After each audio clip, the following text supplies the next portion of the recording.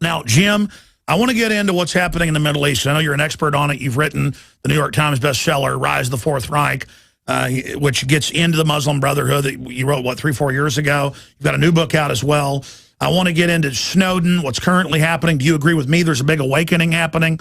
I want to talk about that. And then next hour, we're going to get into some of the big conferences you've been going to as a journalist, the real alternative energy from the bull that's out there. This is very exciting and could just produce unlimited wealth, basically, for the average person and revolutionize our future and real prosperity. So we're going to be talking about that some and then segueing into phone calls in the next hour, second hour. But Jim Marrs is an award-winning journalist and author. After graduating from the University of North Texas with a degree in journalism, Marrs worked for and owned several Texas newspapers before becoming independent journalist author. He's also been a professor of history, and he's just done so much more. He's written a whole bunch of New York Times bestsellers, and his book was turned into JFK, the film with Oliver Stone, Crossfire, the plot that killed Kennedy, the basis for the Oliver Stone film.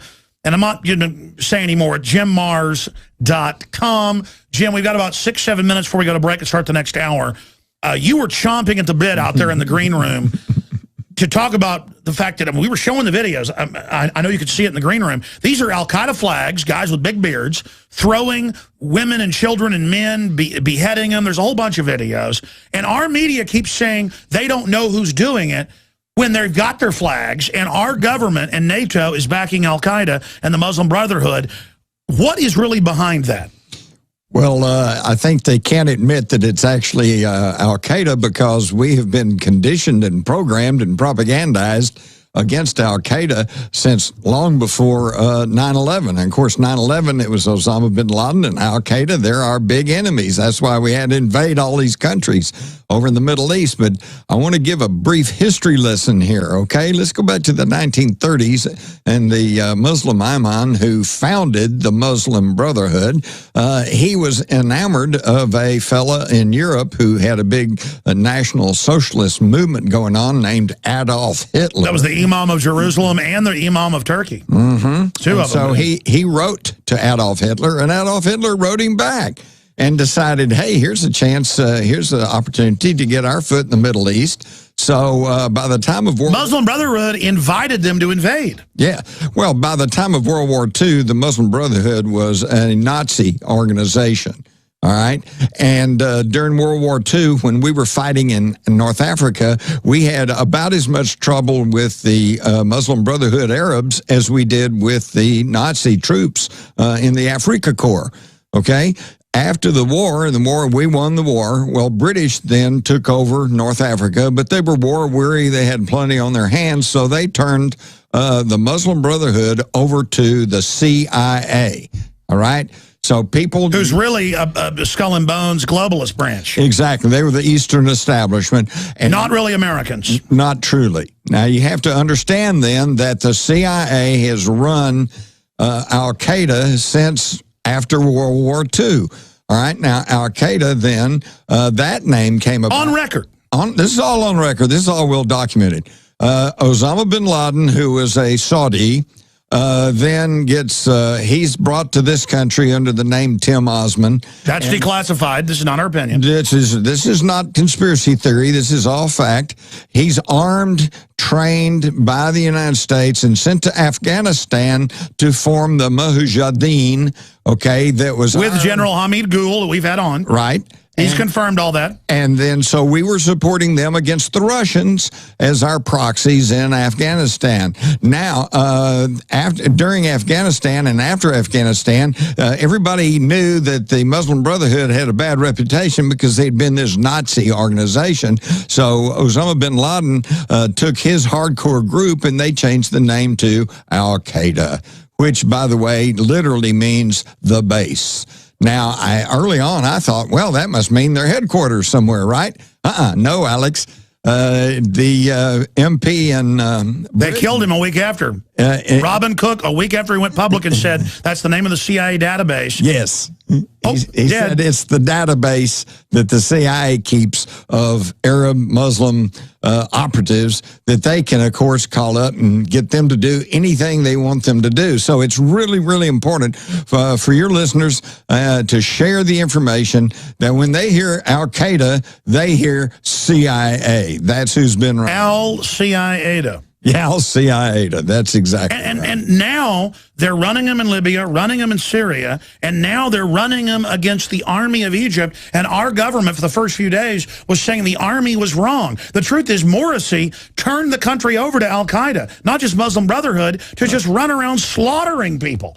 Why is Obama funding groups that are killing Christians in Egypt? Well, and we see the same thing happening in Syria.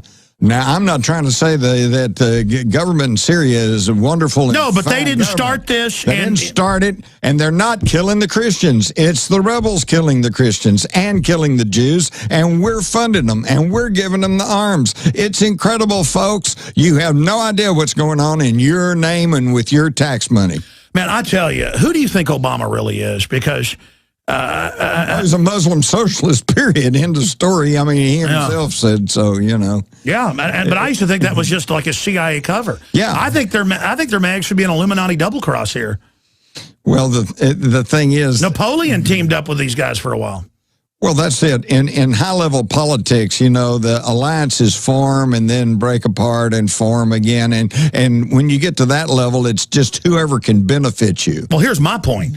I don't want TSA acting like I'm a terrorist to look for bin Laden in my underwear or in my wife's brassiere when we all know this is a fraud. So now when I get there and they act like I've done something wrong, I go, look, you all know the government runs Al-Qaeda. And then when the customs says, do you have drugs? I go, no. You know the government ships them in. And 2 levels of customs went, yeah, we know that. To me at the airport at Dallas. It's like everyone knows this. It's like, leave me alone. I'm not part of your murdering New World Order. Stop acting like I'm guilty. I've got a bumper sticker you'd love. It says, dare to get the CIA off drugs. Absolutely. Or Ron Paul's favorite sticker on his desk for 40 years. Don't steal, the government hates competition. That's exactly right. Johnny Appleseed was born during the Revolutionary War. He's not just a legend. And in more than 5 states, he introduced apples that had not even been grown in the colonies. Later, the seeds from plants he planted and cultivated and some of the varieties he developed spread across the United States. And it was Johnny Appleseed teaching the colonists and then the new Americans, after we won independence, the love of planting fruit trees that introduced that idea to North America. Ladies and gentlemen, it is a revolutionary act to unplug from the television, to unplug from the computer and all the globalist propaganda, and to go out in your backyard or your front yard or planters at your apartment or on the roof of the building where you live, and to plant a garden. Become the Johnny Appleseed of your community with seeds from the InfoWars Seed Center at InfoWarsStore.com. The simple act of planting fruits and vegetables and then tending them and taking care of them and then sharing them with friends and family is a revolutionary act against tyranny. The globalists, first and foremost, do not want us to be self-sufficient. The crony anti-free market capitalist, the fascist, are using socialism and collectivism to shut down societies. Stalin in Poland and in Ukraine and other areas starved on record more than 10 million people over 5 years by not letting them grow their own crops and collectivizing them. Mao killed between 65 million and 80+ million people doing this same thing. The UN says they will use food as a weapon. They use genetic evil to attack the earth, and major GMO companies have been caught going into growth belts around the world, even where GMO is illegal, and planting seeds everywhere to infect the genetics of the original crops. Almost all of the thousands of varieties of Mexican corn has been infected. They are in a genetic war against everyone. That's why we have to get these seeds and not just plant them on our own gardens and not just give them as gifts to friends and family to plant spring and summer and fall gardens. I'm calling on you to go out into the green belts, to go out into the areas and plant secret gardens. No, not of marijuana, but of the hundreds and hundreds of incredible high-quality vegetables and herbs and fruit plants that are here. Lemons and oranges, the list goes on and on. They will grow, plum trees, grape trees, they will grow almost everywhere in the U.S. We can literally, not just buying these products from InfoWarsStore.com, but from wherever you get them. This aggressive program literally just came to me one morning when I woke up about 4 a.m. realizing that we've got to counter their genetic war against us with original, real crops developed over eons on this planet. We have the lowest prices. We bought it in the biggest bulk that some of these companies have ever seen to ship this directly to you from the InfoWars Command Center. We stand for life. We stand for liberty. We stand for self-sufficiency. Go to InfoWarsStore.com, click on the Seed Center, and as of taping this, we have the 7 top respected brands. We intend to continue to do research and find other companies, other specialties, other varieties to really take action. The InfoWars Store Seed Center has the largest online selection of heirloom, non-GMO seeds. Check out these products from our newest supplier, Heirloom Organics. The Medicine Garden for a natural remedy. The Tea Garden that contains every important tea herb you can grow. Fruit Lovers with 12 varieties. And the Tobacco Pack, additive and pesticide free. Join the gardening revolution today at InfoWarsStore.com. This is a revolutionary action we're asking you to take. Plant seeds everywhere today. Nurture them, bring them to fruit, and pass on the knowledge to others. Become human again. Discover your roots in the soil. And remember, the revolution against tyranny is growing.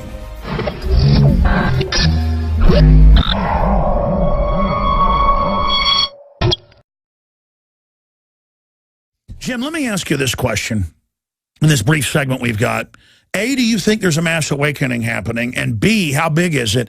And C, did the system overplay its hand where it's in the mainstream news, the government launders most of the drug money and that brings the drugs in, and that private banks get the profit, and that private groups are using the NSA to spy on their enemies and blackmail people, and that the government really runs Al-Qaeda? And I mean, everything we've talked about is now being proven correct, and they can't even kill Jim Marrs or Alex Jones. I've figured that out. They could kill us. They still might, but it won't do anything because it's the message is out there. It's like we're just people that see the obvious. We're nothing special. Yeah, it's really amazing. No, and I totally agree with you. I think there is a huge mass consciousness raising going on. Number one, though, most people think that they're isolated because they don't hear any of this in the mainstream corporate media. All right. It's absolutely incredible. About a month ago, there were 53 cities in this country that had massive demonstrations against the genetically modified organisms of Monsanto. No coverage. And there was no coverage. That's not news, folks. That's not journalism. That is propaganda and suppression of the news. But they get news from you. They get news off the internet. There's all kinds of people out there. Yes, the consciousness is rising. But the problem is, number one, most people think that they're the only ones because they don't hear their views and the information parroted in the or mirrored in the mainstream mass media. And the second thing is they're kind of like the deer caught in the headlights. They know something's wrong. They know something's bad. They know there's a lot of stuff going on, but it's what do we do about it? What do we do about it? And it's a good question. It's a valid question because do you go vote? No, they control the vote through the voting machines. They skew the numbers. You know, almost every major vote in the last few years has always been 48 to 52, 51 to 49. It's always just within a few short That is frames. extremely astute what you said, and I'm not just like being patronizing here, because that's what the realization I've come to myself deeply thinking on this. Most people know they're in trouble. Most people are aware something's going on, but they're never given validation by the dinosaur media that still doesn't have that many viewers or readers, but people still think it's authoritative. Even if they don't trust it, they don't see it agreeing, so they still feel small. They don't understand that if they're a Jim Marrs or Alex Jones, people recognize and come up to you, then you realize how many people are awake. It's incredible. It absolutely is, and I travel a lot, and East Coast, West Coast, all around, you know, through the central Midwest, and there's just people everywhere. But they think they're isolated because they never see those views reflected in the corporate mass media. And then even if they do, you answer the question with the second part, what do you do? So, so I want to talk with you about some solutions when we come back in general, and then the big solution. I just see so many cons out there. I know there's a lot of real stuff, but then there's also cons using it to make money with, free energy, perpetual motion machines. But there's real stuff with hydrogen and other things that really are the answer to everything. Right. Because if we have enough wealth and enough energy and end artificial scarcity, it's over. I want to see that happen. And you've been doing some deep research. Absolutely. You mentioned hydrogen. Just stop and think about this. What is the most plentiful element in the world? Hydrogen. Hydrogen. Why is that? Because the world is predominantly water. And what's water? H2O, 2 parts hydrogen, 1 part oxygen. There's more hydrogen than there Well, that's is why in the film, which is based on science, that you said last night you haven't seen, that you should go see, the one with Tom Cruise that just came out, Oblivion. That's what the ships they're taking away as our water for a hydrogen jump. But stay there. We're going to get into real science with the one, the only Jim Marrs straight ahead. Now you can watch Alex Jones live at Infowars.com/show. You'll find links to all of our content there and a free 15-day trial for Prison Planet TV.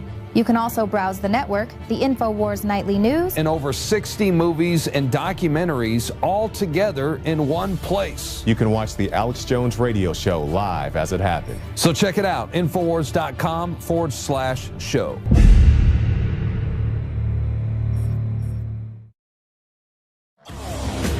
We are live, ladies and gentlemen. Toll-free number to join us. Your specific questions for best-selling author Jim Marrs that's in studio with us.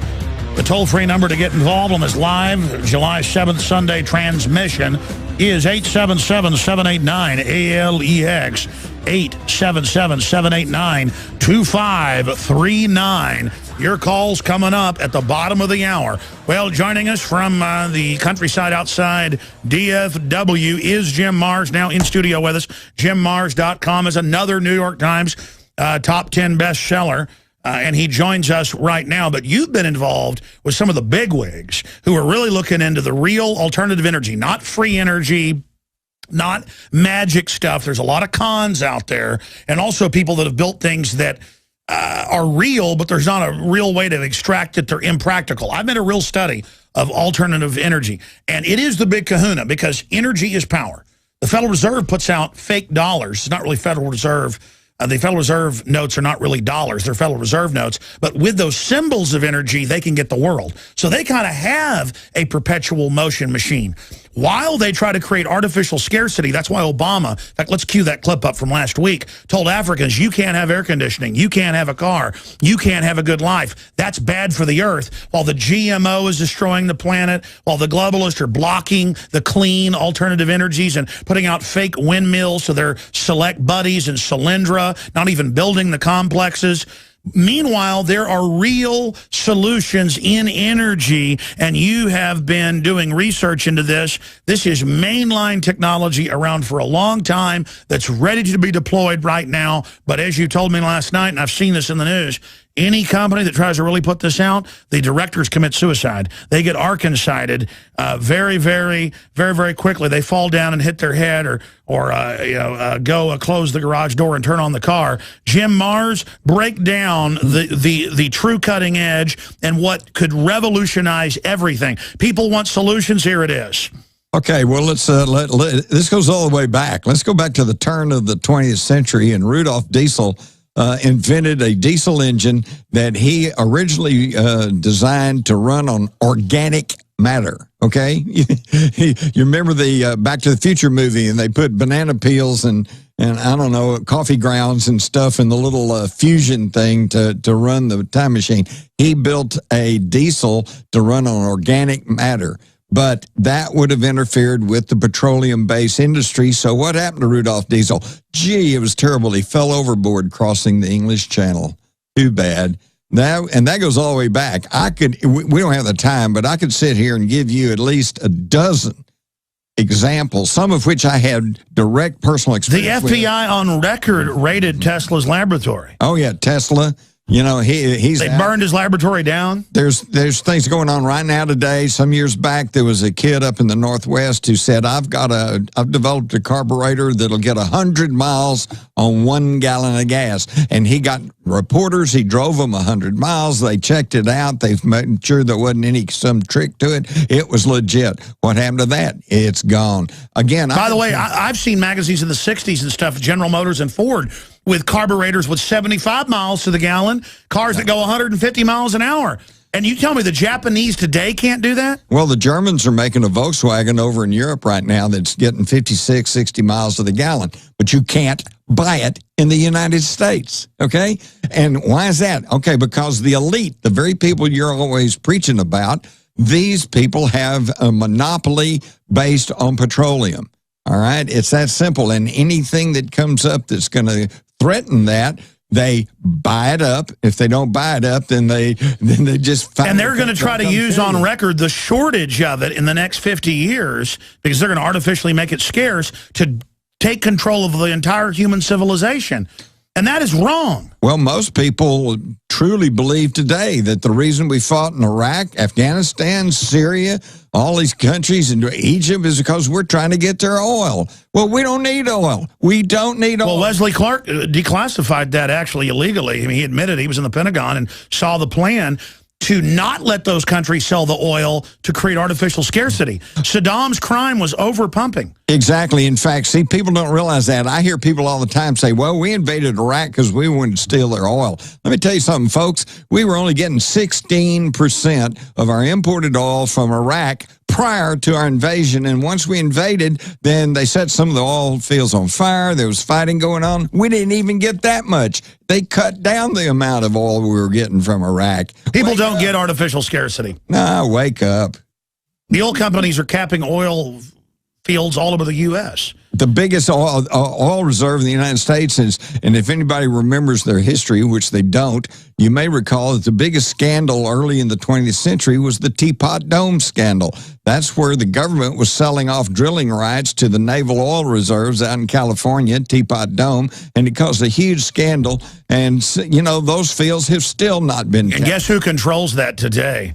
Al Gore, Mr. Anti-Oil, Occidental Petroleum. Mr. Carbon Tax Man. You know, he's one of the biggest oil men in the world. Now let's expand on this. Because actually, big oil is actually what's financing the carbon tax to shut down coal, their competition, which would make energy cheap again. Right. Right, exactly. And then all they can talk about is nuclear power.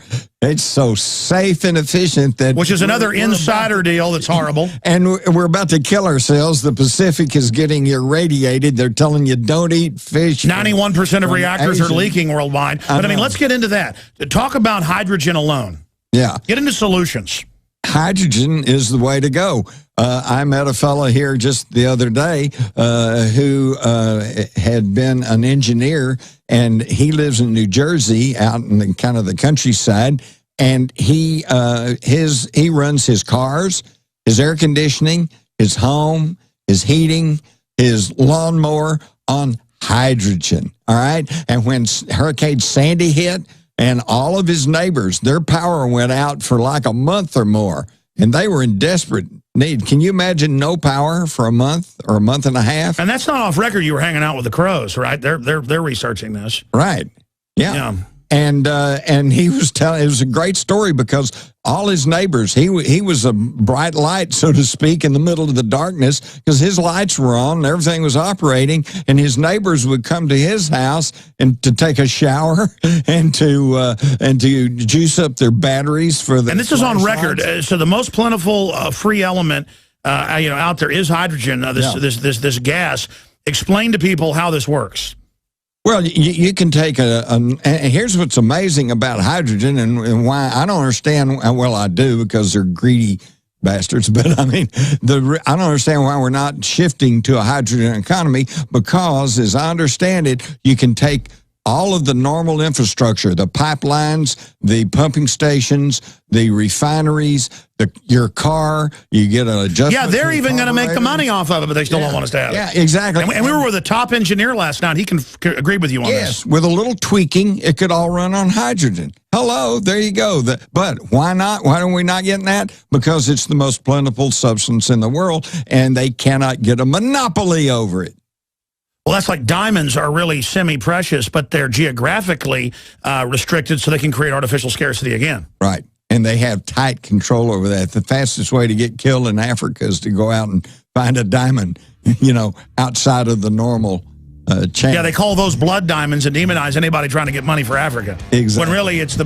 So I want to come back with more solutions, other alternative energy things, and talk about, like you did yesterday, the machines you saw. All you do is put water into this thing, and then it separates it all out, and just incredible. Right. It's as close as a perpetual motion machine as you can get. Jim MARRS is our guest, and your phone calls are coming up as well, your specific questions for our guest.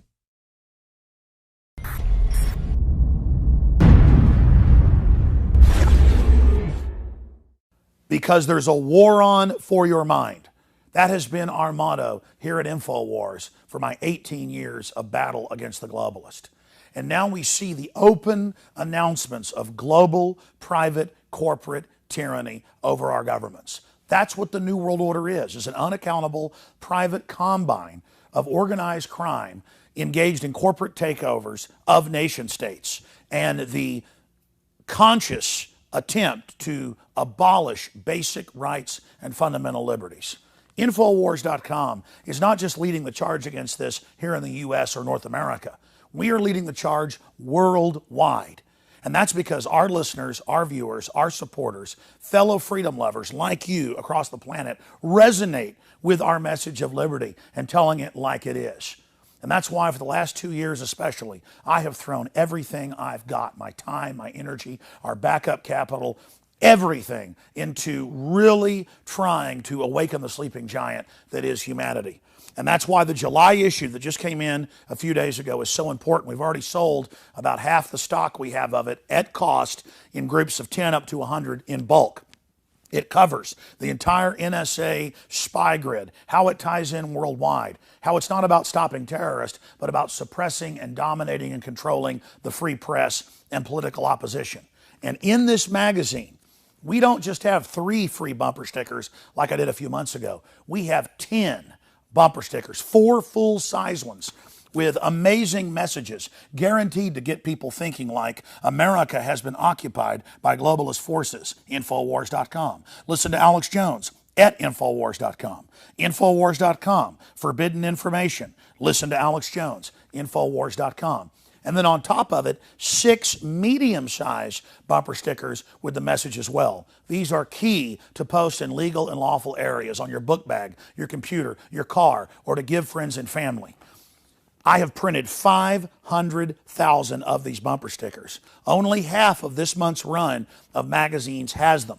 So when you purchase them in bulk or you're a 12-month subscriber, you will get the special issue. And I can't afford to do this every month, so it's going to be quite a while until we do this again. Please take advantage of this. Buy them in bulk and give them to your friends and family and encourage them to get these bumper stickers out, because with 500,000 stickers, we can reach tens of millions of people with the message of truth. They want to collectivize us. They want to bankrupt us. They want to drive us into their arms to control us. They want to dumb us down. But the sleeping giant that is free humanity is awakening. So I want to thank you all for your support. I want to encourage everybody to go to InfoWarsStore.com and to get a 12-month subscription or to give a gift subscription. Imagine 12 of these coming to your friends or family's door to wake them up. Or to give a gift subscription to the local police department or your local congressman or woman. This is how we're going to affect change, voting with our dollars and voting with our time. Again, visit InfoWarsStore.com today to subscribe, to get the magazine in bulk, or to give a gift subscription, or to give yourself a subscription to wake up friends and family. I am all in. I am committed 110% to not mince words and to not back off and to boldly confront the globalist. And our listeners and supporters, our info warriors who aren't behind us, they're right beside us. So I want to thank all of you that have supported us in the past, and I want to encourage all of you out there who may be on the fence, that know this information is true, but have been scared to take action. You had better be scared of not taking action and letting this monstrous system come to fruition. Now is the time to commit. Now is the time to say which side of history you're on. Now is the time to stand against the globalist and the New World Order. And regardless of whether you get this July issue, this July 4th resistance to tyrants issue, spread the word about liberty, resist corruption in your area. Millions of us doing little things can move mountains together. I'm Alex Jones signing off for Infowars.com and the Infowars team.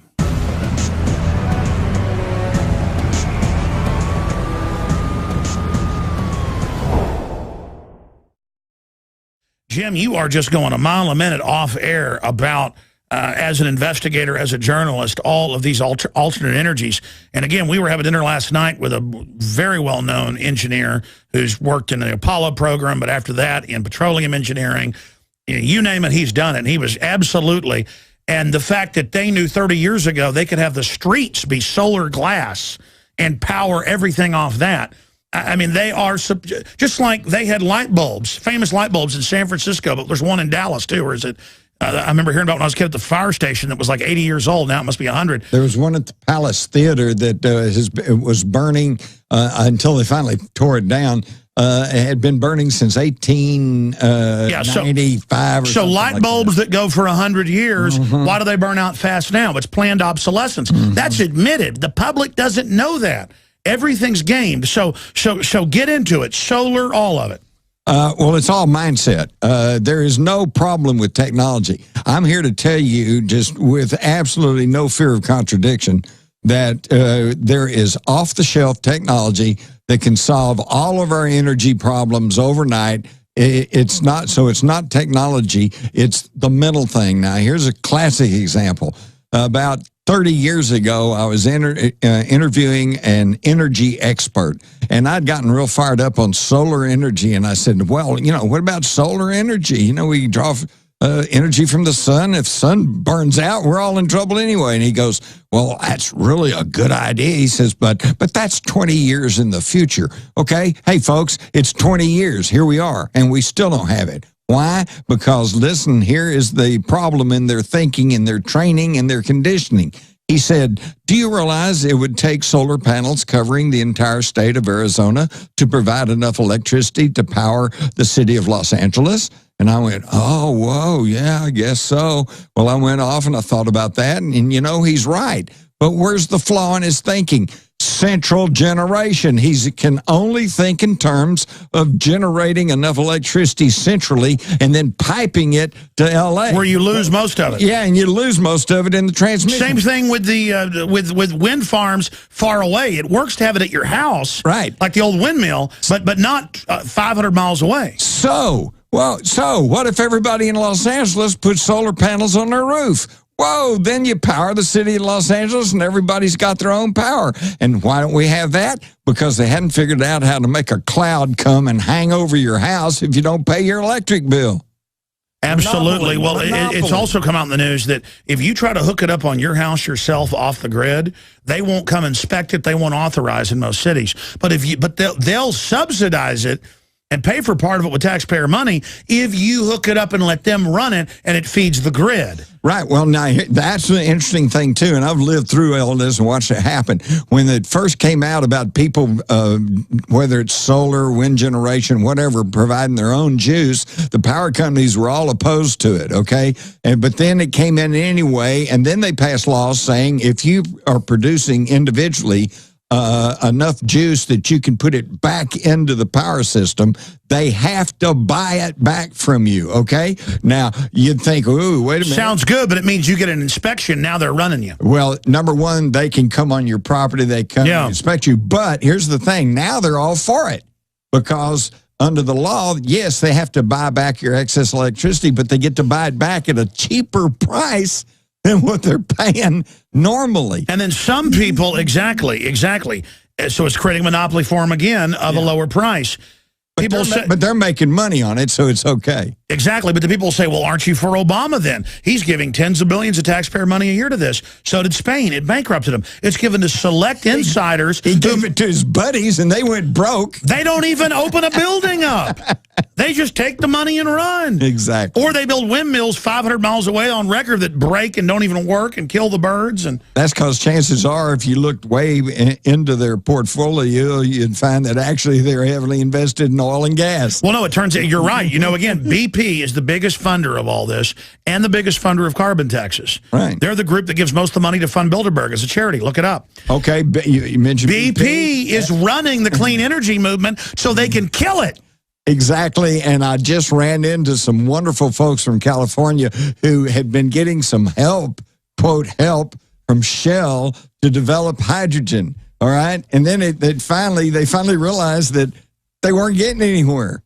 Shell, that's Dutch oil. That's Queen Beatrix of Holland. They don't want that. It's a public relations move. She owns that company. And they weren't doing it. In fact, if anything, they were throwing roadblocks. They are not just that company, but on record, the federal regulators, it's the same in Europe, will go to anybody and go, "You got a nice company here. What, it's worth $10 million?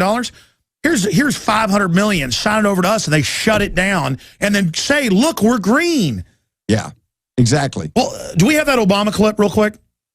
We're gonna play this clip because, again, he's telling Africans you can't have progress unless we have clean energy. Meanwhile, he's blocking it all while claiming he funds it all. This is the incredible brainwashing. Here's the clip. The youth that everybody's mentioned here in Africa, if everybody's raising living standards to the point where everybody's got a car and everybody's got air conditioning and everybody's got a big house, well, the planet will boil over unless we find new ways of producing energy. Now expanding on that whitehouse.gov clip, the problem is warming happens in all the major studies. They've had to admit this now, and then carbon dioxide goes up, and now NASA admits it's a cooling gas, and it's a trace gas.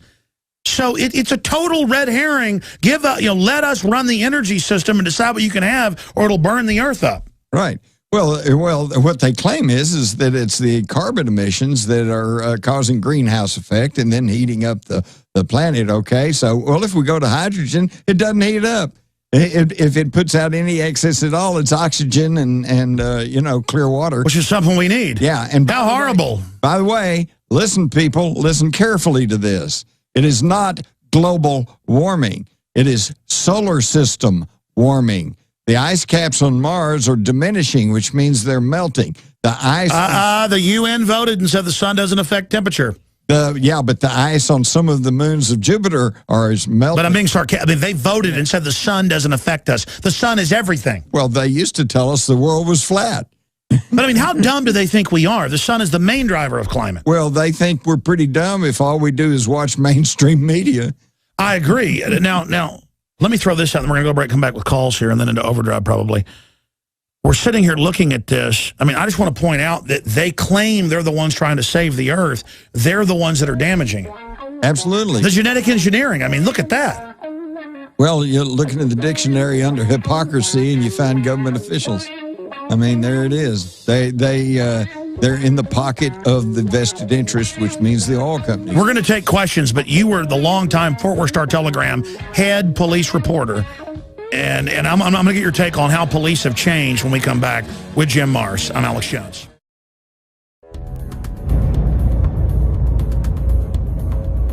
Our viewers have demanded it, so now you're going to get it.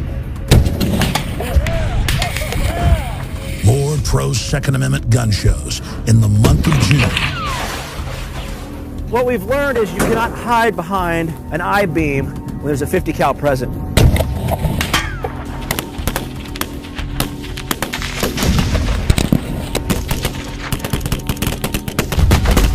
Brothers in Arms, 50 cal ammo review, and more. Coming in the month of June to the InfoWar.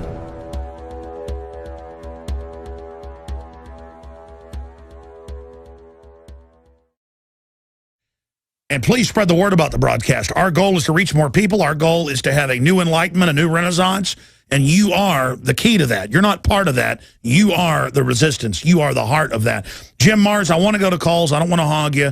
We'll probably do some overdrive here, commercial-free, for Internet-only listeners here in about 30 minutes when the main transmission ends.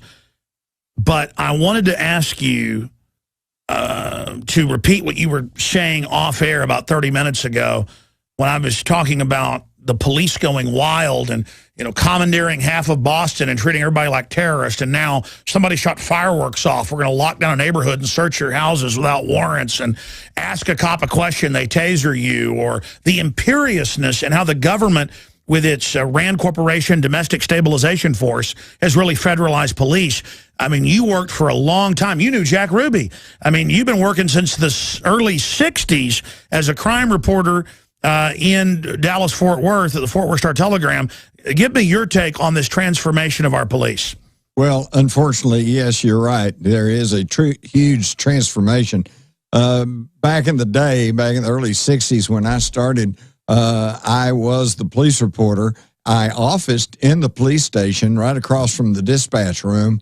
Had all these monitors, you know, every time a call come in, I'd hear it, and I had a little mobile call. Talk about transparency. They'd never do that today. No. A reporter in the heart of the police station. Right there, and I'd go hang out in the dispatch room and talk to the dispatchers. I knew them all. They all knew me. I'd go hang out with the detectives, and in the morning, we'd all go get coffee. And several times, we'd be having coffee in the morning, and they get a call that we got a homicide. Because, let's face it, you know, morning, that's when you find the bodies, right? Yeah. So, boom, man, I just run with them. Had a little snappy brim hat and a trench coat, and I'd just go with them, had a pad and a pencil, and I'd go walk right on into the crime scene, step over the blood and the mud and the bodies and everything else, and just sit there, make my little notes and write down what was because happening. We were a free country more then. I mean, this was the old republic. Yes. Exactly. You didn't cover up. Here's what happened, and it's an evolutionary thing. It wasn't anybody's fault, but before long, all of a sudden, the radio stations decided they wanted to get in on spot news, so they started carrying little portable tape recorders. So now you got 3 or 4 or 5 reporters from radio stations with recorders. They want in. All right. Well, then the next thing you know, the TV stations, they were getting either... And now they want to make something up to get a story. Now there's an adversarial relationship, and the globalists have played off that. They wanted to be there, okay? And then the TVs started getting little cameras they could carry, either 8mm, 16mm wind-ups or small videos, but then they had to have a light guy and a sound guy, and the first thing you know, you had 24 people. Well, you can't keep out one reporter and let them know that went in. That's not fair. So they started keeping everybody out. So then you have to stand outside the house or the business or whatever, wait for the police spokesman to come out and tell you what happened. Well, now they've got that damn yellow tape, and they block off blocks at a time. And secrecy breeds corruption. Exactly. Now 8 times out of 10, they'll come and just tell you, okay, it's a barroom shooting, it's a domestic quarrel, whatever. You get the story, no big deal. But if there's a little bit of a politics to it, or if there's something a little flaky, or the feds are involved, then how do we know that we're getting the straight story? Like Michael Hastings' car blowing up, or Gary Webb getting shot twice in the head. And it got more and more corrupt, okay? Now, with no more scrutiny, with nobody looking over their shoulder, then that's where the corruption comes in, because then they can pull sneakies, they can fake reports, they can plant evidence, they can do all kinds of things, and I'm not saying they do this all the time.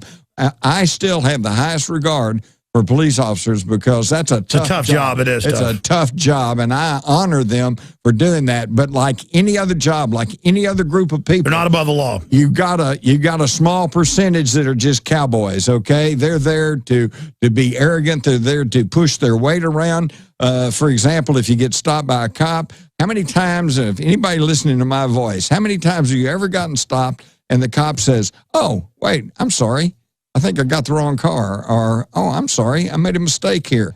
Never. They cannot do that. They've got to exert their authority, and now it's getting worse and worse, because now they're all under Homeland Security, and they're settling. Well, that's the issue, is now they're secret agents. Yeah. Now they're in top secret operations. Well, now it's security. And hey, listen, I watched 2 movies with my wife last week. One was called Numbers, and the other was something else. But the point is, it's like now the CIA comes and kills the bad guy and goes ahead and shoots their family just because they saw, and the movie ends, and that's good. I mean, they're just selling torture, secret arrest. Who's going to protect us from a government?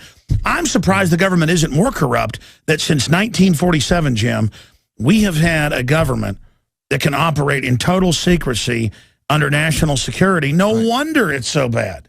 Well, let me put it this way. Here's something for people to think about.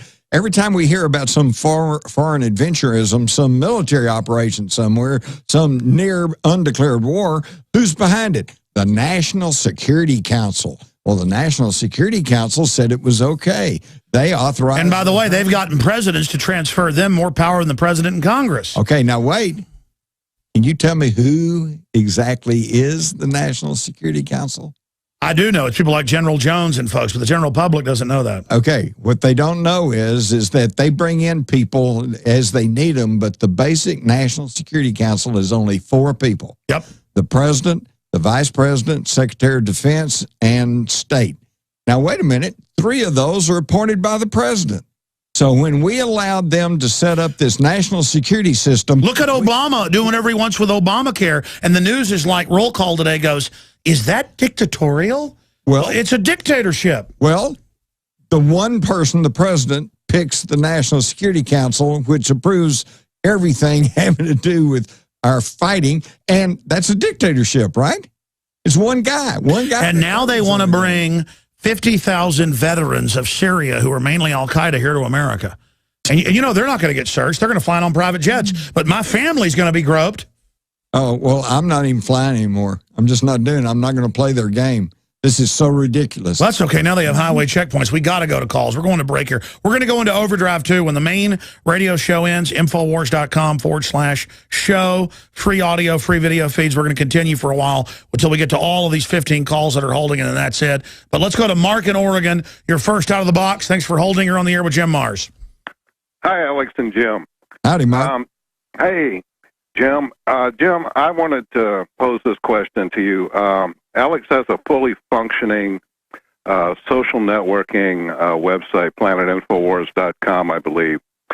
Would you agree that on planet Earth, this website is by far the greatest potential tool which can be used to allow people to organize together into national and even global protests? Sure. We set up a social network about a year ago. I don't talk about it enough. It's planetinfowars.com.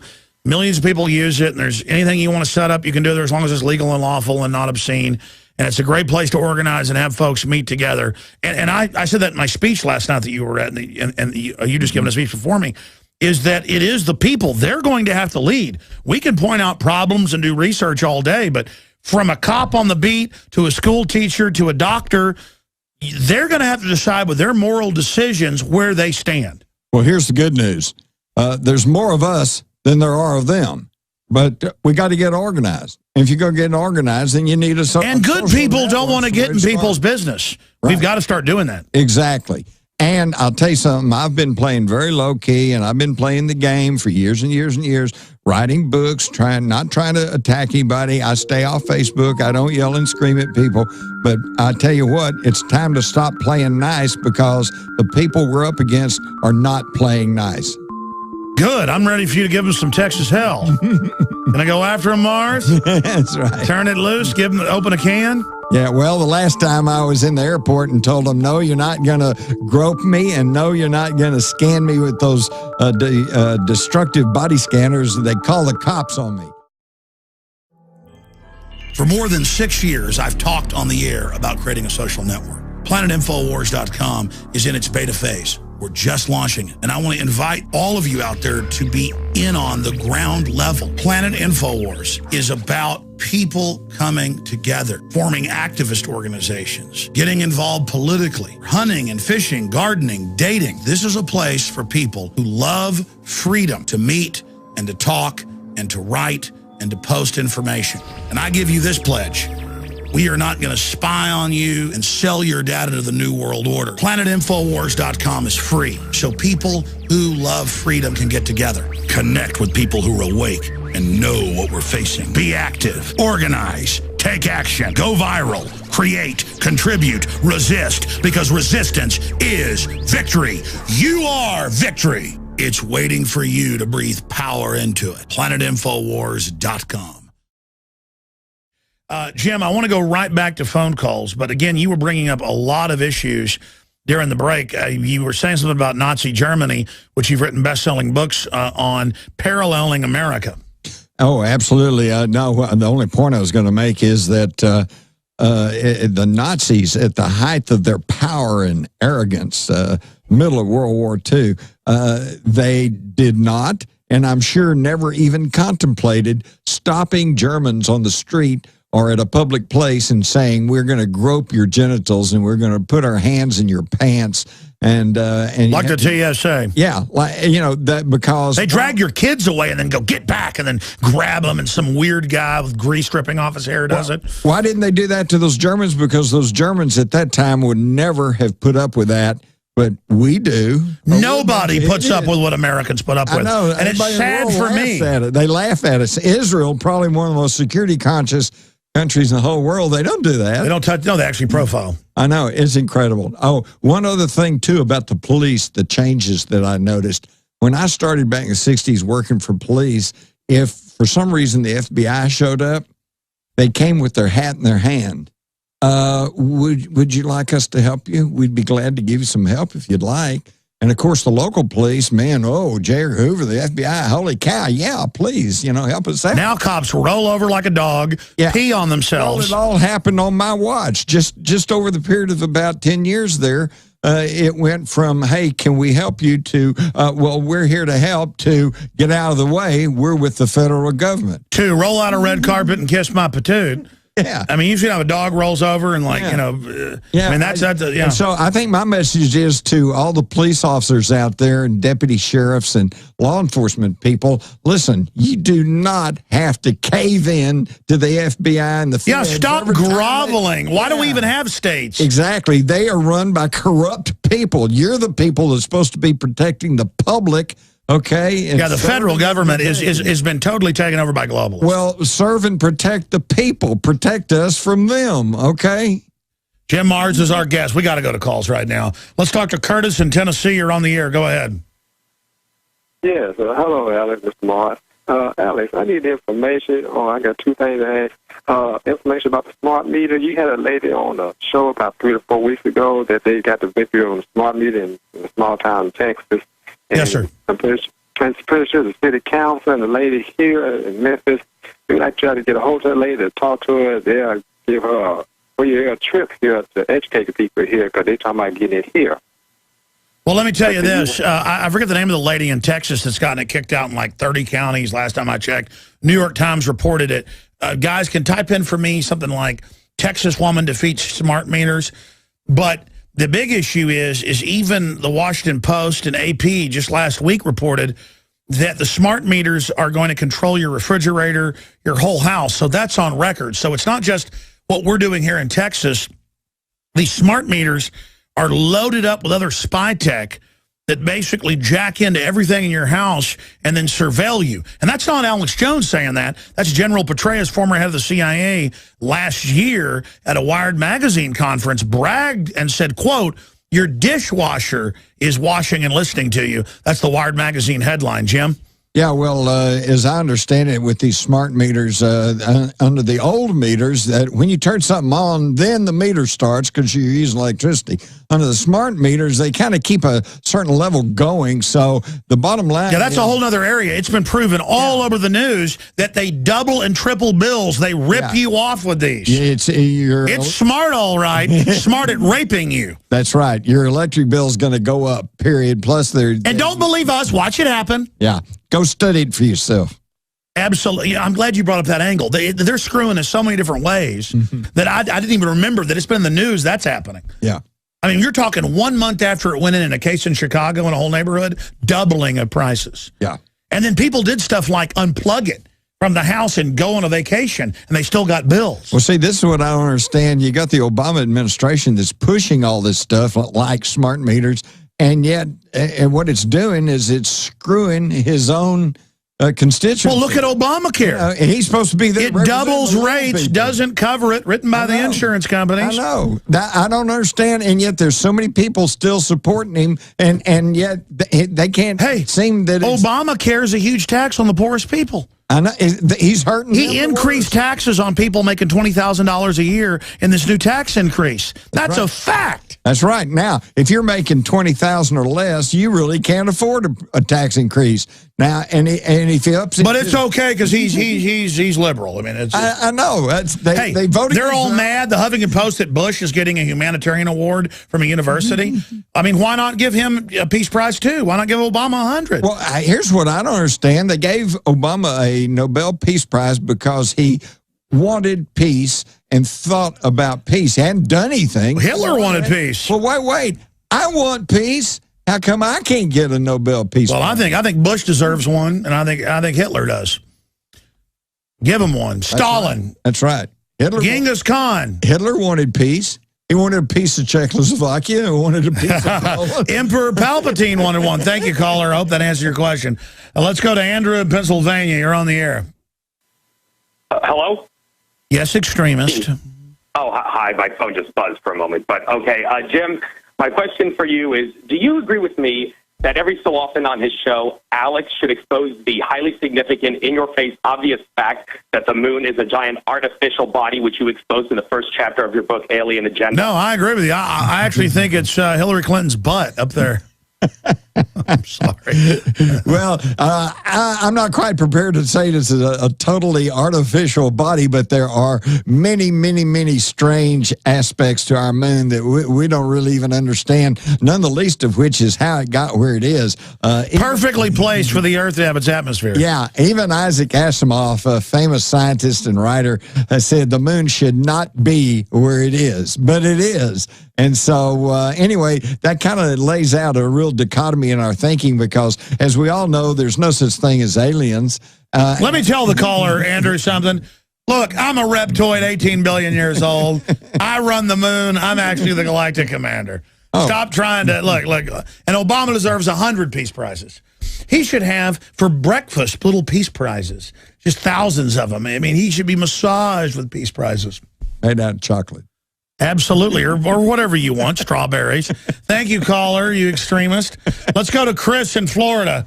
Hello, Chris. Do you nominate Obama for 10,000 peace prizes? There's an inflation in them now. The more people he kills, the more al-Qaeda he funds, the more every drop of blood, when al-Qaeda chops a kid's head off in Syria or in Egypt, every gout of blood, he gets thousands of peace prizes.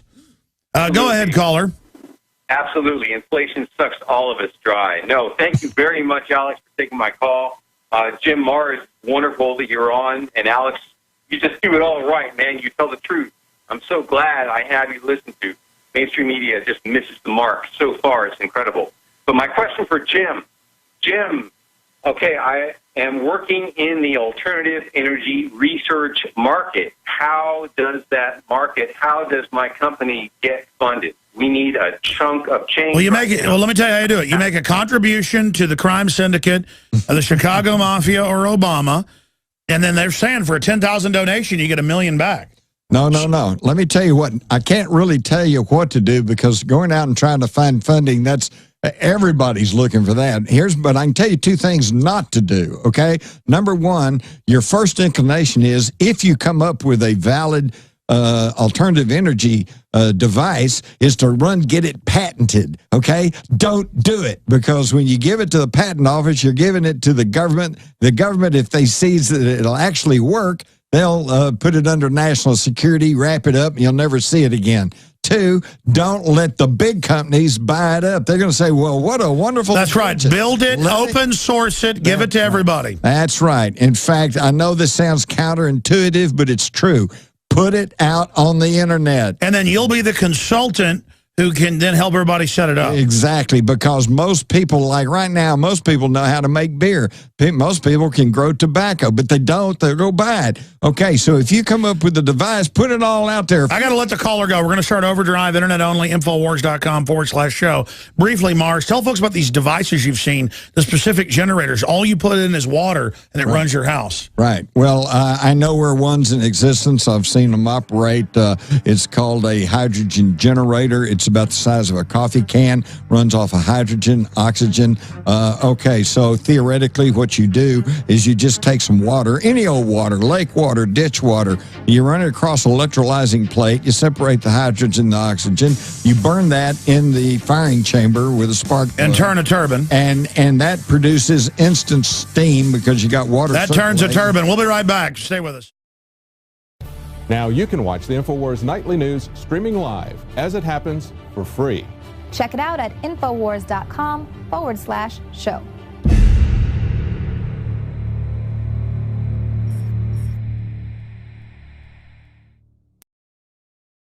You were getting into how these hydrogen generators work, start back over, and then get into your friend they basically killed. Arkin sided with that. Yeah, yeah. Well, he got the idea for this thing and then built it, and it actually worked. I've seen it work. But it got people would take off, and the big companies tried to come and buy it up. He wouldn't sell to them. And this thing basically could produce superheated steam, which could then turn a turbine, produce all the electricity you want. And then when the steam condensed, you had potable water, okay, clear water. So it not only was a water purifier, but an energy generator. And it's about the size of a coffee can. And I've seen it work. It works, okay? And then, but the next thing you know, we were off visiting in China, and when we got back, we found out that he had been found in his car up in Denton County, and a hose run into the tailpipe, and they ruled it a suicide. And yet, my wife and I and all the friends, everybody knew him. Nobody believes that. But how can you prove anything? Well, listen, I know people that have developed products that have made hundreds of millions of dollars in medical devices and medical treatments and drugs and salves and things like that. And they say government's point blank, this is a disruptive technology. If it doesn't play ball with the big boys, they don't allow it. Right. Or the big boys will buy it and just warehouse it. Right. I guess the analogy or the parable or the allegory would be at the end of Raiders of the Lost Ark, that warehouse just full of all those boxes of other secret things. All right, here's another one. When I was working for the newspaper, I covered this story where Western Electric, which was the R&D facility for Bell Telephone at the time, had developed, again, a little coffee can type device that was a solar collector generator. And, every time your phone rings, it uses just a little, the old telephones, it took a little bit of juice to ring the bell, right? So, but over a year, and with all the telephones, that was millions of dollars in electricity that it was costing the phone companies. So they came up with this little solar collector generator, and they were going to put it on the telephone poles of all the neighborhoods, and they'd collect a little bit of sunlight energy, hold it, and then ring the telephones. It was going to save them millions, okay? Well, the problem is, just as they got ready to patent it, somebody realized, now, wait a minute, if we put this out, somebody's going to get hold of one, they'll take it apart, they'll figure out how to make a solar collector generator, they'll make a bigger one, they can run their house and have their own independent electricity, so they shelved it, put it back in their closet. Last night, the video's up at Infowars.com. Raymond Teague, who was one of the head Apollo engineers, he's on the TV shows, the photos, he's there. He said a lot off record we can't repeat. Why do they tell me this stuff? Unfortunately. Unfortunately, but as journalists, we wear those hats. We can't.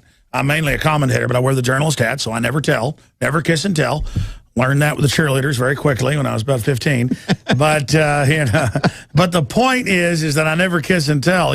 But what he did tell us is on record about when he was working at RCA in between the Apollo program, Skylab, and then he went on to the shuttle program. What they admitted. Tell folks about that. Oh, well, they've had anti-gravity, and he saw one they'd put out in the company newsletter, as I recall. And, yeah, it showed the guy floating around on it, the engineer. They said, yeah, we've developed anti-gravity. And you've got that clip, right? Aren't you going to show that? Well, it's up on the side, but the point is, it's just wild. Raymond's a real guy. I mean, and he's telling us this. And this isn't just one story from one guy out of there. In my book, The Rise of the Fourth Reich, I believe, I detailed how that right after World War II, there was a series of articles by William Lear, the guy who invented the Learjet, and by several other very reputable people, and they were all talking about anti-gravity, and that was the next thing, and it was going to be, and then it all went dark. That was the end of that. And today they have got it so suppressed that if you go talk to an aeronautical engineer and start talking about anti-gravity, he'll laugh at you and run out of the room because they say it doesn't exist. Back in the late 80s, they had it. They did the Hans and Fleischmann or whatever it was, 0-point energy. Oh, it was a mayonnaise jar. Turned out that test actually worked. Now, it wasn't really very feasible to transfer the power, and it didn't create a lot of power. But the point is, it was a real test. Hundreds of universities have now done similar things and proven it. Right. But since that hoax happened, or they claimed it was a hoax, no coverage. Right. No coverage. Now, briefly, and then I'm going to these calls. I promise, callers. Get into deals. For those that don't know, it's been declassified that they made a deal for most of the Iraqi military to stand down in 1991. They made a deal in 2003 for over 90% to stand down. They were trained here in the U.S. That's on record. Saddam was CIA. That's declassified. For those that don't know, he'd gone rogue, so he was definitely an adversary, but that's how infiltrated it was.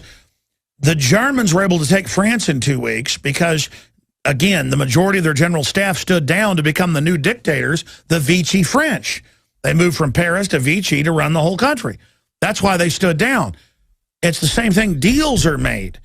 Now, what is your evidence of the whole Nazi system going underground or making a deal with the West and the whole rat line, paperclip? How deep does that go?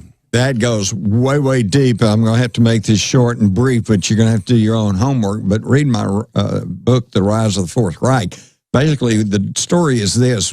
We know the Germans were working on an atomic bomb, but the official history says, oh, but they weren't able to make one. But yes, they were. They may have even set off some tactical nukes on the Eastern Front. But Stalin couldn't admit to that because he was having problems enough keeping his people in the war anyway. All right, so Germany had the atomic bomb. Whoops, they did. How come they didn't use one? Okay, very simple, because by the time they had one that was operational and that they could use, it was towards the end. The Russians were closing in from the east. The Allies were closing in from the west. And the key thing, a couple of key things, they did not have a reliable delivery system. They had a 3-stage rocket called the New York rocket, if that'll tell you what their plan was.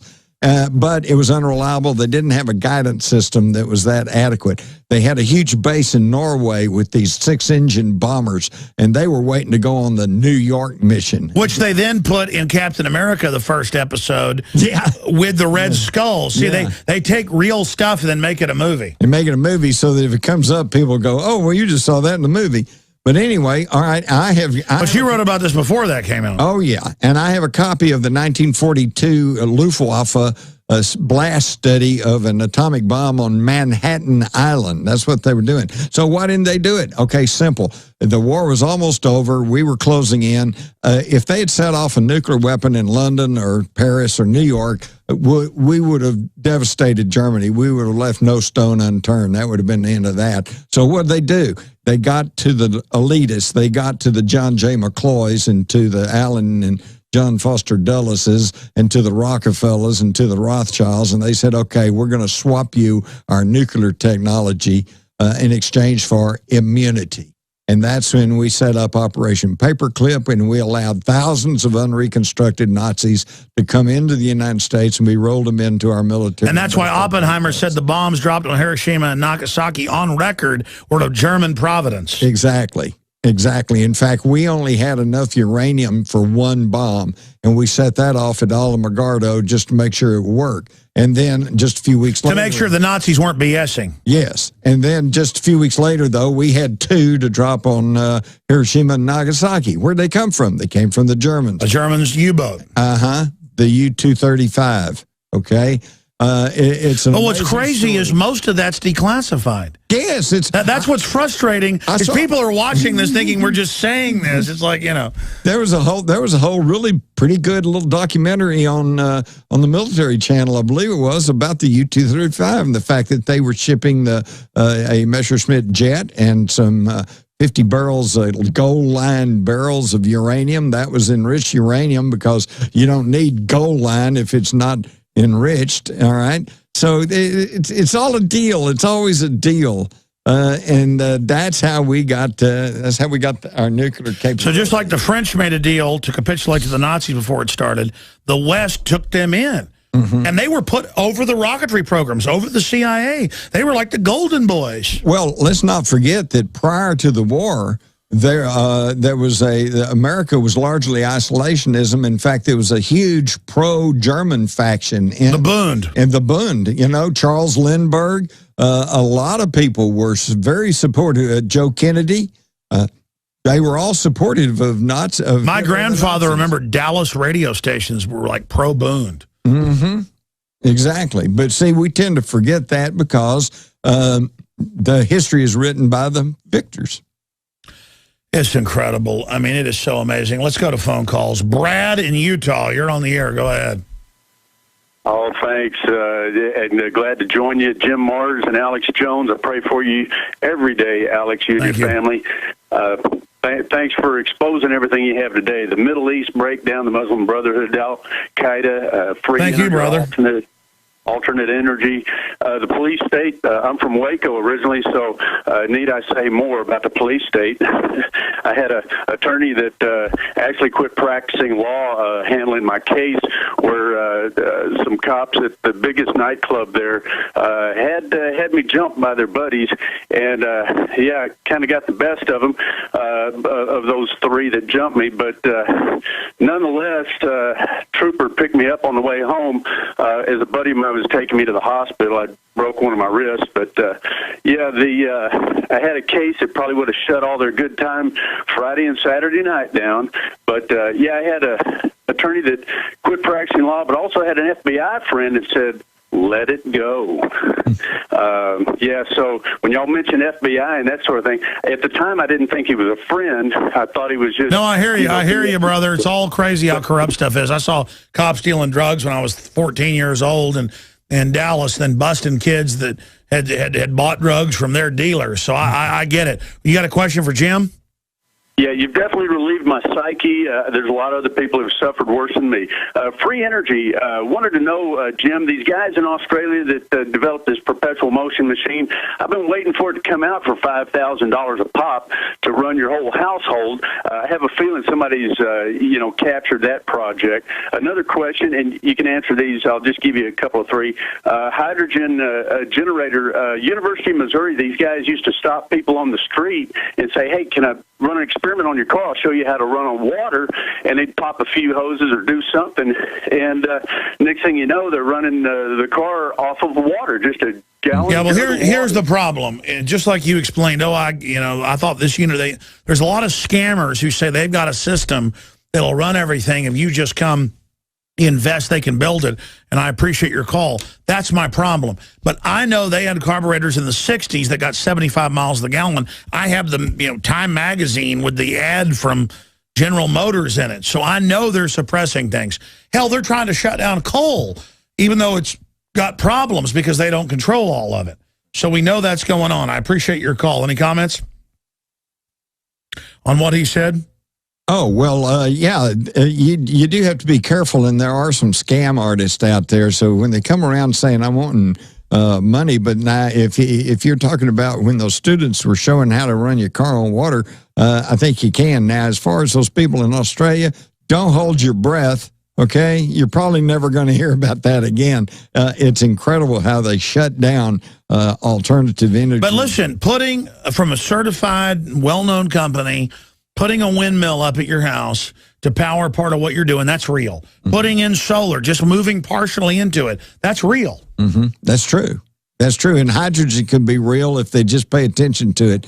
But they have put the kibosh on that. They don't want you even thinking. Yeah, there's a lot of government saying it's looking into clean energy or new energy or alternative energy is because they know how hot it is. Right. Well, solar, there's drawbacks on almost every alternative energy. Tidal, you have to build something on the seacoast. Solar, you got to hope that you're going to have a lot of sunlight. Probably wouldn't work very well in Seattle. Coal, you got to be somewhere where there's coal. But hey, hydrogen, it's everywhere. It's everywhere. No, hydrogen's the key. That's the whole moral of this show. Hydrogen secrets. The Secrets of Hydrogen with Jim MARRS. And if you ran your cars on hydrogen, the ravings of a fascist. If you run your car on hydrogen, guess what your pollutant is? Oxygen. Hey, watch it. The clean coal plants put out carbon dioxide. They list that as a pollutant. They'll list oxygen as a pollutant.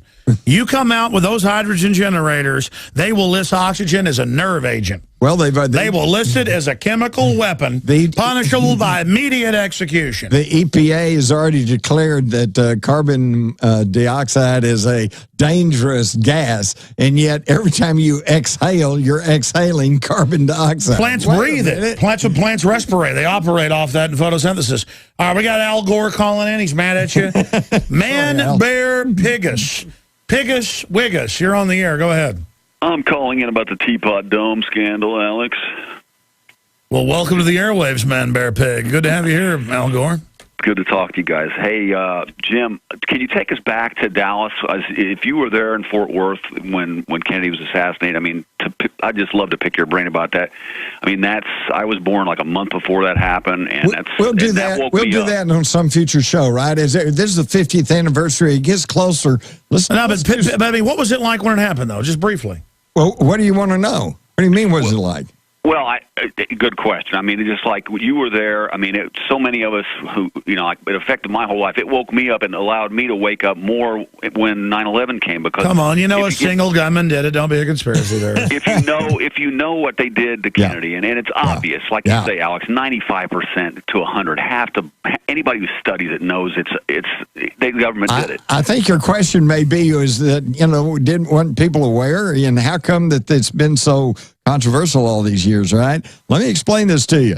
People need to understand this, and the polls back me up. Right now today, well over half the people in this country detest Barack Hussein Obama, okay? I mean, they don't like him at all. Some people even think he's the Antichrist.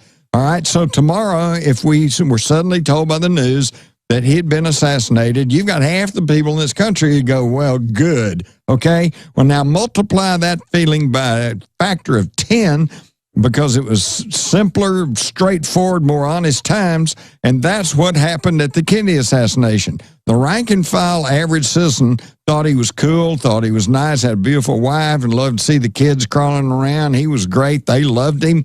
But the other half, and this unfortunately included the wealthy people and the industrialists and the bankers and the military people. They hated him, and they thought he was a danger to the country. So even though they had nothing to do with his killing, it was okay by them. Yeah, the whole system played along. It was a different world back then. One final comment, Man Bear? What led you to write Crossfire, Jim? And if you ever talked to, like, Mark Lane's obviously written some great books. He's awesome. I think he spearheaded a lot of the... Yeah, what's the Israel connection? You were talking about that yesterday in your speech, or also when we had dinner. Talk about the Israel thing. That was another straw that broke the camel's back. Kennedy was shaking up the status quo. He was going to abolish the Federal Reserve, take the troops out, let black folks vote. Get us out of Vietnam. He also was balking at Israel. He was demanding that we inspect the Dimona plant to make sure they weren't making nuclear weapons, and he had already made it clear that he was not going to allow us to ship weapons-grade plutonium to Israel, something they really wanted and desperately needed. So I don't think that was the reason that he was killed, but it was another one that added to the stars aligned. Yes, a lot of people got sick of it. There was a whole series of agendas that coalesced right there in 1963, and it was. What's your bottom line on Kennedy? Good guy or bad guy? Well, because it looks like they killed Marilyn Monroe. Yeah, well, personally, of course, he was human. And kind of a rounder, and you could claim that he was, you know, not a really good guy, but I think on the total, he really believed he was president of the United States, and he really believed that he was going to take some steps to try to correct the injustices and imperfections in our system. Well, that put him up against all the entrenched special interests. Who were used to making the decisions. Exactly. He thought he was president, and they showed him he wasn't. All right, caller. Hope that answers the question. Mark in San Jose, California. You're on the air. Yeah, can I talk with MarkDice.com? Don't let him go. That sounded like MarkDice.com. All right, man. Like I said, we don't screen calls here on air. I don't know what to make of that, but go ahead. LBJ, Jim, I have a question in regards to the USS Liberty and his part that he played there. Mm-hmm. Well, he got those people killed. What else do you need to know? He ordered to stand down to the aircraft carriers. Yeah. Yeah, because didn't he say, wasn't he the one that kept talking about for reasons of national security? Well, I think what he actually meant was reasons of my personal security. Yeah, plus the Israel-obsessed group, you can criticize Israel, and then they say, look, you're covering up for Israel. because it's like part of a thing of only they expose Israel, so you can't be part of exposing it. You must be part of it because only they are exposing it. When I point out our government ordered the stand down and was involved with Israel trying to false flag that ship to blame it on Egypt as a pretext for a larger war and even the Russians, it was like basically the expansion of Northwoods, but in the Middle East. Right. So there's the larger players, and they're like, no. Well, you know what? A lot of people miss this, too. The father of modern Israel was Baron Rothschild. And so the Rothschilds created Israel. They were also the people who funded communism in Russia. They're also the people who created Hitler in Germany. And they're also the people that run the United States through Wall Street. And that's why they're in charge. They're full spectrum dominance. Exactly. They know how to set up the whole climate and then sit back as they all run against each other. Right. So don't fall in the trap of thinking it's this versus them versus the Russian versus the communists versus the Zionists. It's all one big ball of wax. It's all corrupt gangsters that have studied how humans operate, manipulating us. Good question, caller. Let's go to Shohabi, I think I'm pronouncing it, in Oklahoma. You're on the air. Thank you for my call. Thank you, Jim, Alex. It's Sohaib, but thank you very much for taking my call. I just had a quick question for Jim MARRS. 9/11, the book 9/11, we're coming up on the 12th year anniversary of 9/11. There's a million Muslim march in Washington, D.C., and there's been 2 movies released, White House Down and Olympus Has Fallen. Any false flag alert, anything like that? Yeah, they've got all these movies, Jim, since you're looking quizzical, where the White House is being attacked. And I think that makes it like the White House is good, the bad guys attack it, it's the good guys. I don't think that means there'll be an attack on the White House, though they might do something like that. I mean, they love false flags. Right. But we've so damaged the franchise of self-inflicted wounds. Well, all I'm going to say is, and you can check out my book, The Terror Conspiracy Revisited, and you're going to find out that just like the bumper sticker, 9/11 was an inside job. 9/11 was an inside job. People can't trust not only the executive branch, but also don't trust Congress and don't trust federal judges. That's right. To make sure that we're abiding by the Constitution. That's right. Well, there's going to be a problem. Then we're going to have some problems here. Oh, really? That's a problem. Well, it's like John J. McCloy, who was on the Warren Commission and was quoted as saying, what we have to do is show the world that America is not just another banana republic where a conspiracy can change the government. Well, unfortunately, folks, we are a banana republic, and they did change the government. That's right. Anytime you allow a globalist coup or an insider coup, everything gets corrupt from there because their own people can't stop stealing, and then the insiders on top don't want to stop their minions because they're all getting a piece of it, and just everything collapses, and you go from a shining castle on the hill to sewage running down the street. And that's what corruption, we're turning into a gangster society. And there's only one rule of the game, and that is don't give away the game. Don't tell anybody the game's afoot. And we're here giving the game up. And we're giving the game. We're here giving the trick up. We're here exposing the entire kit, kat, and caboodle. Thank you, sir. 3 more calls. Jesse, Michael, and Clone. Let's talk to Jesse and Tejas. You're on the air. Hey, Alex, how's it going? Good. We got Jim MARRS here with us, bud. Hey, I just had a couple of questions, I guess. First off, I was just wondering, whatever happened to hydrogen cars? You know, you heard all about them, and you thought it was going to be the next thing, and then it just kind of... Well, it was going to be hydrogen cells. They always put it in something that doesn't... Yeah, exactly. It could be hydrogen cars, but they were trying to go halfway. They were trying to do public relations and say, okay, yeah, we're gonna start shifting to hydrogen, but it had to be through a hydrogen cell so they can keep control over the technology. Look, this is 20-year-old technology, the smartphone at least. The B-2 bomber had been around for 20 years before they rolled it out in 87. Right. They can have this little baby access the whole world, run for hours, take photos, do the whole 9 yards off the electricity in the wall. They are suppressing all types of stuff because once they turn loose of the energy control system in the economy, in the microcosm that is your personal life and the larger ecosystem, it's over. And these are control freaks, so they won't do it. But as you see the world having less energy, as you see the devaluation of currency, you see rioting, murder, war expanding. Pollution. They hope to ride all this to victory because they think they can screw everybody and get away with it. You know, it's like there's an article right here out of the London Telegraph about how the cosmetics have all these chemicals and estrogen mimickers in them. I talk about this and they attack me. I mean, do the elite think they're going to put out a bunch of poison in the food and water and not have it blow back on their kids? I mean, even if they think they're politically immune, God is the spirit of the universe, whatever you want to call it, is not going to allow them to get away with this. You reap what you sow, man. What comes around goes around. You're not going to get away with screwing everybody. And they're not getting away with it now. They just don't understand that because they still control the mass media. The richest families, most of their kids end up in mental institutions or commit suicide. They're lucky if they got 1 kid out of 5 that learns how to tie their shoelaces. Oh, man, this is a great thing you've built. Let me tell you, this is really good. This is really working great. You're really in charge of things because you're able to screw and rob everybody. Just being able to dominate is not the main sign of leadership. 2 more calls. Michael in Texas. You're on the air. Go ahead. How you going, Jim? This is Michael from Texas. And how you doing today, Alex? I'm good. Go ahead, sir, with your question. Well, my question is this. I've been working on this guy, Mike Stritsky, that you're talking about. I've been tracking him for years, and I've actually started making a film about him. We call it Stritsky Keys to the Cage, because he says we have the keys to the cage, we just don't use it. So I've been thinking, I have a question for you.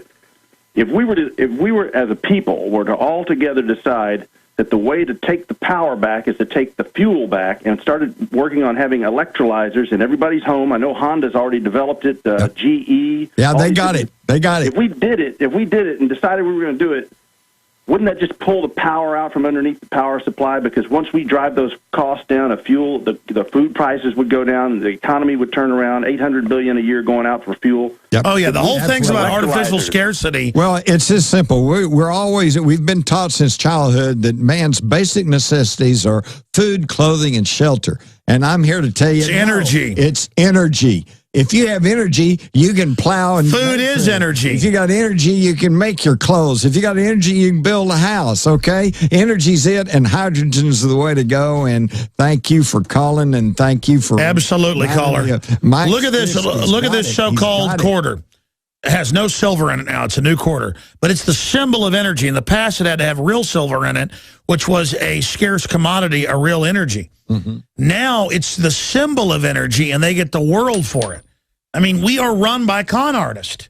Yeah. If we just stop complying, start talking, start speaking out, start questioning, it's over.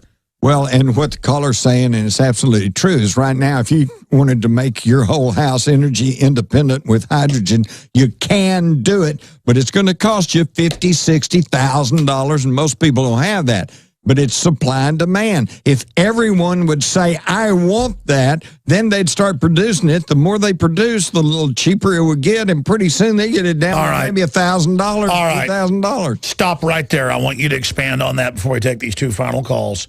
What he just said is the key to all of this. Why are the globalists waging war against the real free market? Against your vote, your ideas, real competitiveness. With their collectivism, with their austerity, saying you can't have progress, it hurts the earth. Because they're in a war to shut the economy down worldwide so you don't industrialize if you're in Africa, or so we don't go to the next level of near-free energy. Because once that happens, their monopoly is over. So they're in a race to kill the free market, to shut the economy down, with a planned economy to keep you in a dark age away from discovering all this. Because if we go to the new Renaissance, it's over for everything they've done. Elaborate on what you just said. And by the way, they're losing. They're sliding downhill. They realize it.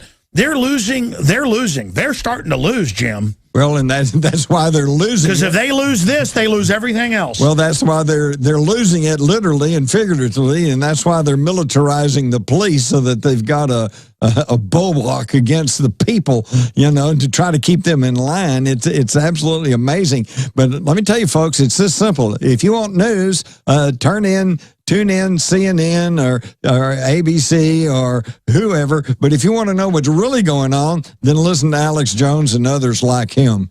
Well, this is history happening. All I want is a real future for my children and grandchildren, just like you do. And these people running things are losers.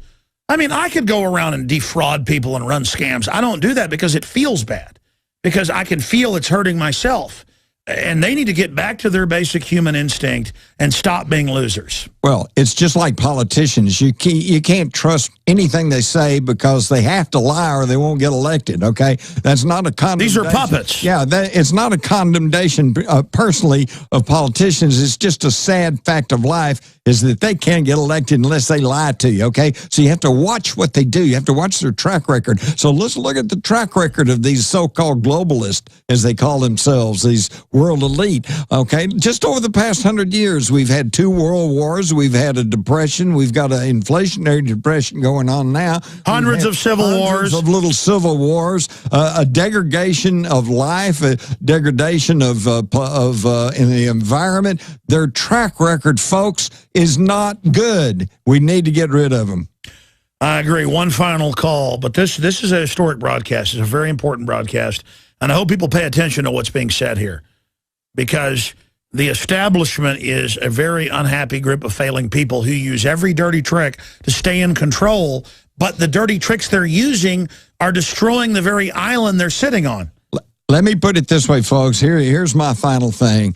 If you'll stop and think about it, you'll realize that I can assure you, Alex can assure you, that we have the technology right off the shelf today to make the earth a garden spot. We could provide basic food, clothing, shelter, basic medical attention to every single living person on this planet, okay? But it's not happening, is it? In fact, if you'll stop and think about it, we don't like to know this. We don't want to think about it. But right now, while you're listening to my voice, you know that all around this world, there are literally thousands, if not millions of children. 30 million a year. Starving to death, okay? I don't want that. Alice doesn't want that. I don't think anybody listening wants that. So why is it that way? Okay, because I'm here to tell you, somewhere, somebody wants it that way. And we got to figure out who that is and put a stop to it. You're absolutely right. They are blocking progress because they enjoy the suffering. They enjoy suppressing humanity. They're on record saying it. And it is totally and completely disgusting that they claim they want to industrialize cleanly these other countries, but they actually block it. It is incredible. Let's take one final call. Clone in Illinois, you're our last caller tonight. Go ahead. Hello? Yes. Hello, gentlemen. It's a great honor to speak with you today. I've been a listener since about 2005, Alex. I'm a Prison Planet member, and I just started subscribing to the magazine. I'm probably getting ready to go sign up on Planet InfoWars, but I just want to ask you a big question. I just historically, I think you're one of the greatest men at this particular juncture in time, and I just want you to be very careful. And if you stay alive, I think you're going to change the world. I mean, noticeably, globally. And I just want to ask you if you will be my honorary big brother today. Big brother, like in 1984. You're funny. Stick to the show. Can you love me, I can't Tim? get enough. And this. I feel like your show has driven me almost completely crazy, but I have a totally rational perspective on a worldview at the same time, and it's so difficult to get people to wake up. And if people know me, they know you at the same time. Well, look, I mean, it's easy to like unplug and kind of go along with the Matrix, but I want you to unplug from its propaganda and just rediscover the world for yourself. But God bless you, sir, and I appreciate your call. Hey, clone, you know what's the worst thing about being a clone? I had a question for Jim. Yeah, go ahead, ask your question for Jim, but what's the worst thing about being a clone? Yeah, the worst thing about being a clone? Yeah. You know what's the worst thing about being a clone? That's just my pseudonym for today. I know. But the worst thing about being a clone is you got nobody to blame but yourself. Your own worst enemy, I understand that. No, but it does come down to that. We need to change the world. Yeah. We need to decide to be good people. The globalists think we're losers. They've said they think we're losers. And are we going to buy into this template they put out for us, or are we going to change that? But what's your quick question for Jim? The people have brought this upon ourselves, I know. What's your question for Jim? I saw Jim's video lecture about the element monoatomic gold, and this is what some perceive as the ancient manna. That it's some say it's also not even on the periodic table. Yeah, people are always looking for alchemical things that are going to fix everything. And now with these big machines they've got with high-powered electricity, they can actually make new elements. So there's a lot of weird stuff going on. But what's your quick question? We got to end it right now. Right, and with quickening, everything's exponential, even with alchemical science. The JFK movie, I want to know how that came about. And possibly if there would ever be an RFK or an MLK movie. That's a good idea. Good to hear from you. God bless. That's a great way to end it. All right, let me try to make this real quick. Oliver Stone, of course, was a Vietnam veteran. He got really upset about Vietnam. He did Platoon, and he did Born on the 4th of July about what happened to veterans when they came back. And it all had to do that. And in his research and in his thinking, it finally came back to, why did we get into that Vietnam War? And he realized it went back to the Kennedy assassination, and that's why he did the movie JFK. There you go. Closing comment, Jim MARRS. Great job on the broadcast tonight. Thank you, Alex. Thank you, and I look forward to having you back again whenever you want to come into studio with us. Sounds good. Great job to the crew. We will now rejoin the retransmission 36 minutes into the first hour of the worldwide broadcast this Sunday. I'll be back in only, I don't know, how many hours is it? 11 hours and 5 hours. Do the math. We're talking about 16, 17 hours from now. 11 a.m. Central. I'll be back, Lord willing, here on the radio. Please pray for us and continue to get the word out, because I can tell you from the bottom of my heart, I'm real. I'm just here trying to empower humanity, trying to take action. Now you can watch The Alex Jones Show live as it happens at Infowars.com/show. You'll find links to all of our content there and a free 15-day trial for Prison Planet TV. More than 60 movies and documentaries all in one place at Infowars.com/show.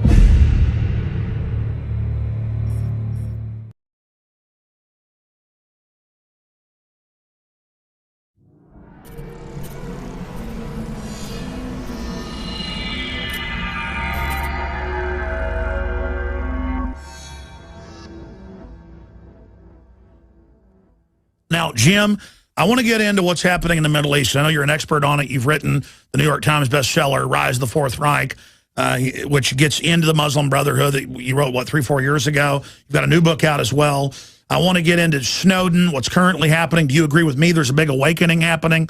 I want to talk about that. And then next hour, we're going to get into some of the big conferences you've been going to as a journalist, the real alternative energy from the bull that's out there. This is very exciting and could just produce unlimited wealth, basically, for the average person and revolutionize our future and real prosperity. So we're going to be talking about that some and then segueing into phone calls in the next hour, second hour. But Jim MARRS is an award-winning journalist and author. After graduating from the University of North Texas with a degree in journalism, MARRS worked for and owned several Texas newspapers before becoming independent journalist author. He's also been a professor of history.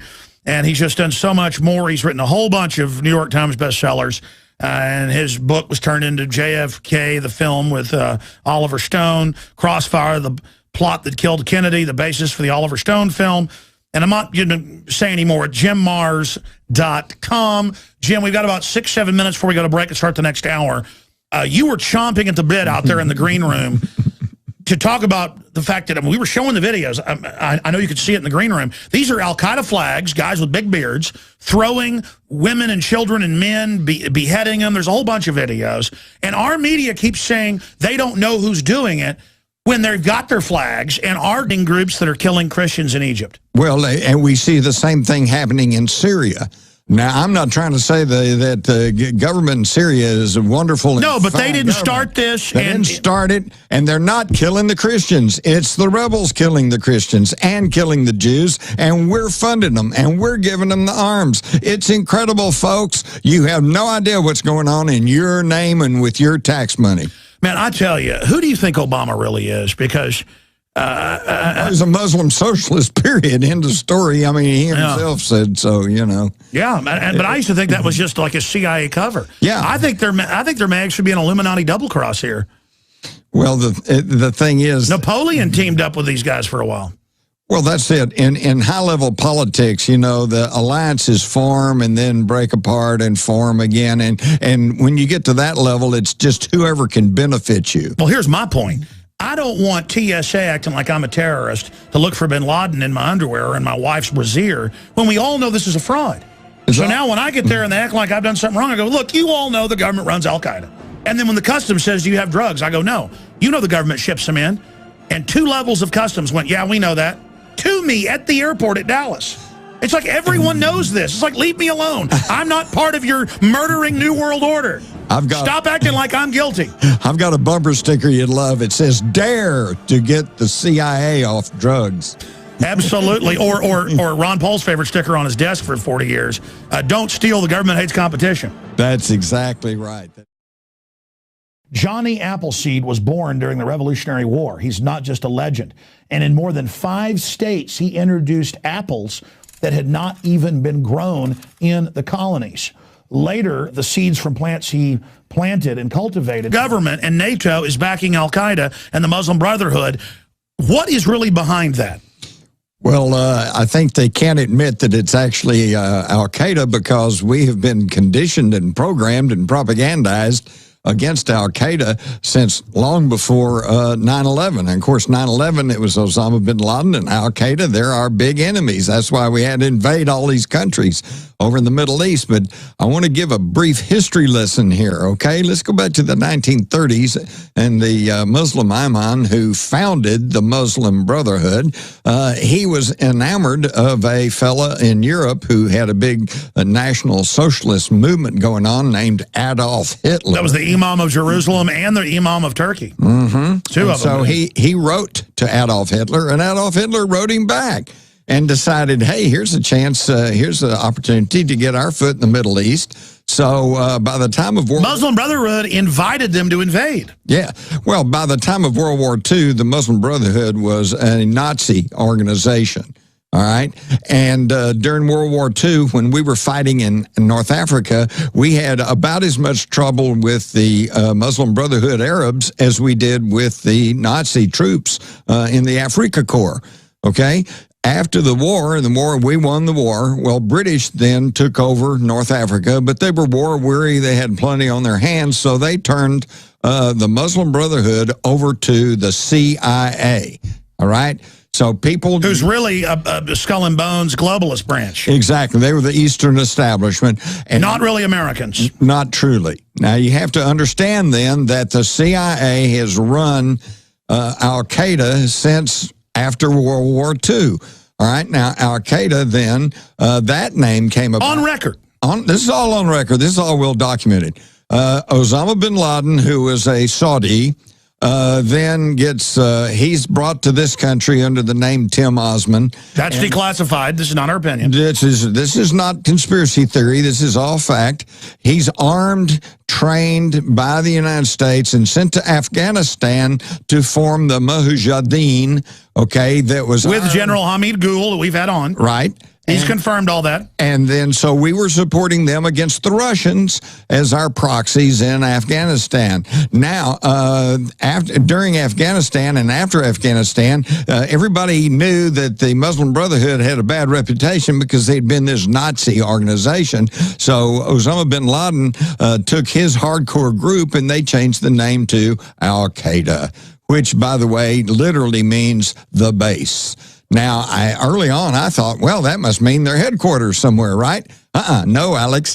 The MP and... they killed him a week after.